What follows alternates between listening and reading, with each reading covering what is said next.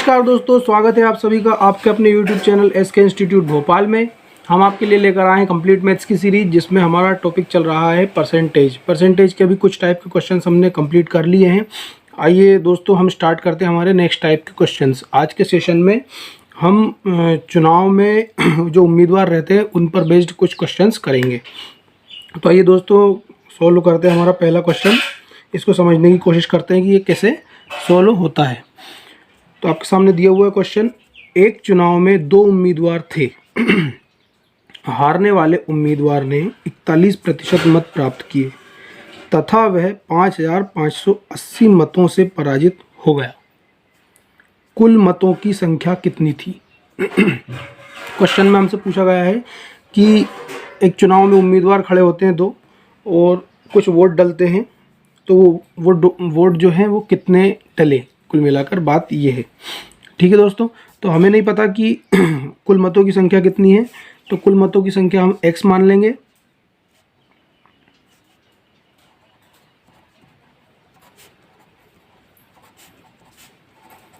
कुल मतों की संख्या दोस्तों हमने x मान ली। अब बोल रहा है कि हारने वाले उम्मीदवार को x का 41% मत प्राप्त हुआ। ठीक है, तो दोस्तों ये कुल मत जो होते हैं ये x हमने मान लिए, और ये अपने आप में 100% होते हैं। जब हारने वाले को 41% मत प्राप्त हुए हैं, तो जीतने वाले को स्वाभाविक सी बात है कि 100 माइनस 41 मत प्राप्त हुए होंगे, 100 माइनस 41% मत प्राप्त हुए होंगे, मतलब कि जीतने वाले को 59% मत प्राप्त हुए। किसके? x के। ठीक है, x के 59% जीतने वाले को प्राप्त हुए, माइनस 41% किसको प्राप्त हुए? मत हारने वाले को, बराबर। अब जीतने वाले के जो मत हैं वो हारने वाले से कितने ज़्यादा हैं? 5580 मत, या हारने वाले के जीतने वाले से 5580 मत कम है, या इन दोनों का जो अंतर है, हारने वाले और जीतने वाले में मतों का जो अंतर है वो कितना दिया हुआ है? 5580। ठीक है दोस्तों, इस तरह से इस टाइप के क्वेश्चन में हम इक्वेशन बना लेंगे और अब सॉल्व कर लेंगे। तो 59% माइनस 41% कितना हो जाएगा? 18%।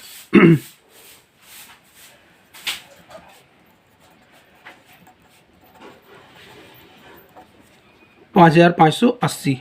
अब आपको मैंने बताया परसेंटेज का मतलब होता है 1/100, मतलब यहाँ पर है 18/100, तो ये उधर जाकर मल्टीप्लाई हो जाएगा।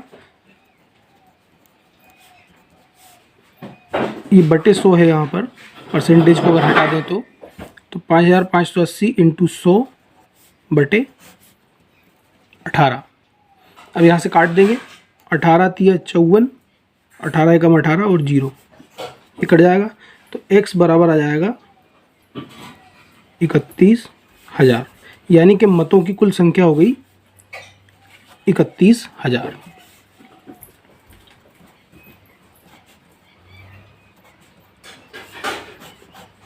इस तरह से हम इस टाइप के क्वेश्चंस को सॉल्व करेंगे।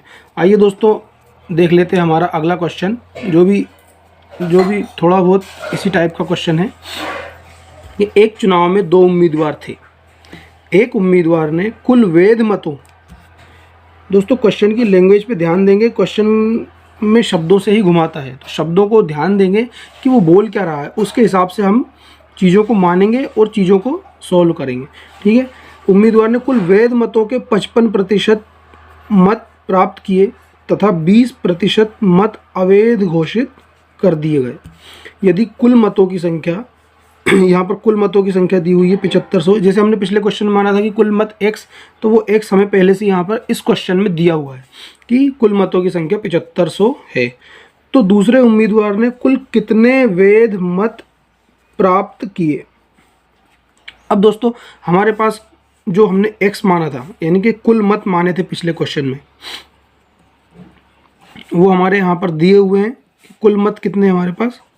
7500 दिए हुए हैं, लेकिन बोल रहा है कि 20% मद अवैध घोषित कर दिए।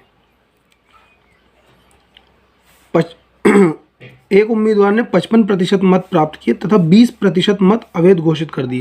मतलब कि इसमें से ये जो 7500 है, ये हमारा कुल मत है, ये 100% रहता है अपने आप में।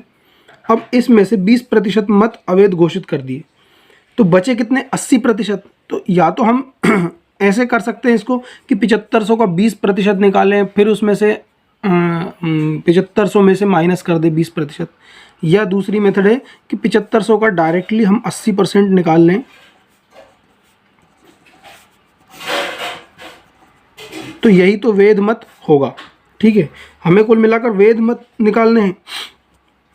तो 20% मत अवैध घोषित कर दिए, तो बचे कितने? 80%। 80%, 80/100, 7500 का 80% निकाल लेंगे। 8 5 40 की 0 हासिल आए 4, 8 7 56 और 4 60, यानी कि हमारे पास कुल वैध मत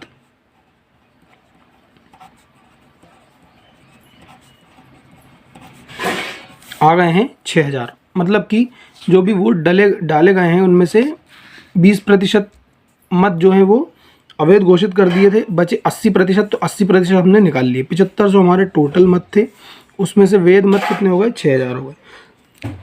अब बोल रहा है एक उम्मीदवार ने कुल वैध मतों का 55% मत प्राप्त किए। मतलब ये जो 6000 हैं, इसके 55% मत एक उम्मीदवार ने प्राप्त किए। तो दूसरे उम्मीदवार ने कुल कितने वैध मत प्राप्त किए? अब जब 55% एक उम्मीदवार ने प्राप्त कर लिए, तो दूसरे उम्मीदवार ने, स्वाभाविक सी बात है कि 45% जो है वैध मत प्राप्त किए हैं। या तो हम 6000 का डायरेक्टली 45% निकाल देंगे, तो दूसरे उम्मीदवार के कुल वैध मत जो उसने प्राप्त किए वो आ जाएगा, या हम इसका 55% निकालें और फिर इसमें से माइनस कर दें। तो हमारे पास इजी मेथड क्या है कि 55% जब एक उम्मीदवार ने प्राप्त कर लिए, तो दूसरे ने 45% ही प्राप्त करे होंगे वैध मत के। तो दूसरे उम्मीदवार ने कुल वैध मत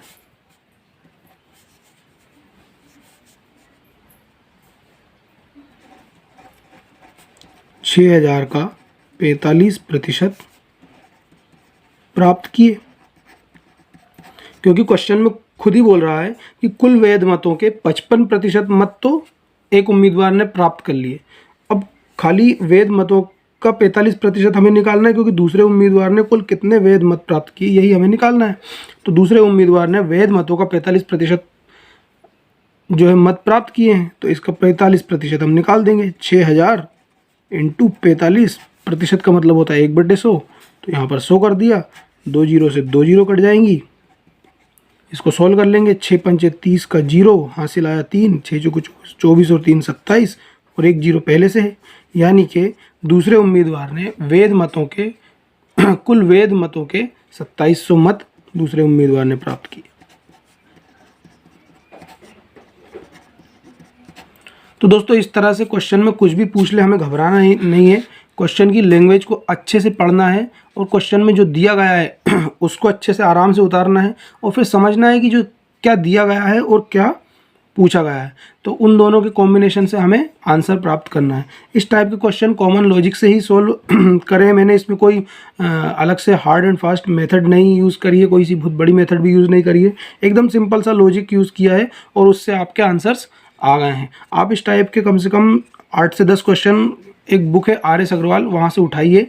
ये एग्जांपल्स भी मैंने वहीं से लिए हैं। आप वहाँ से 10 से 15 क्वेश्चन, 20 क्वेश्चन, 40 क्वेश्चन, जितने क्वेश्चन उठाना हो वहाँ से उठा लीजिए और सॉल्व करके देख लीजिए। जो भी क्वेश्चन आपसे नहीं बने वो आप कमेंट बॉक्स में डाल दीजिए, मैं उसका सॉल्यूशन डाल दूँगा। और आप मेरे साथ लगातार बने रहिए और प्रैक्टिस करते रहिए क्वेश्चंस की।